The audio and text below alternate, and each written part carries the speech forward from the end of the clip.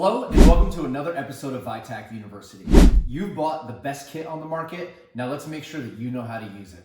Here we go. Let's go. Yeah. Hey guys, we are doing Eyewash, and I just want you guys to appreciate that some of this stuff we are figuring out how to present to you as we go. So bear with us here. This is from the advanced kit. It comes with 2 big bottles of this. If you got some of the other kits, they might come with just a smaller bottle of this. But again, it's primarily used for an eye wash. If you get something in it, if you're out hiking, you get a piece of tree in it, get a piece of bark, get some dust, dirt, whatever. But you can also use these to irrigate wounds as well, which is a nice thing. So if you don't have a clean water source, you can use this. Basically, if you don't put it in your eye, if you wouldn't put it in your eye, don't put it in your wounds, all right? So this is good stuff for that. All right, but I'm gonna just wrench Lindsay around here, and we're just gonna show you how to rinse an eye out, I guess. You know, good times. I don't have towels, it doesn't matter. So let's say it's this eye over here. I'm just gonna start getting it to wash wherever it is. So I'm gonna start here and let him lean over this way, hold his eye open and get it out. So that's all we're gonna do.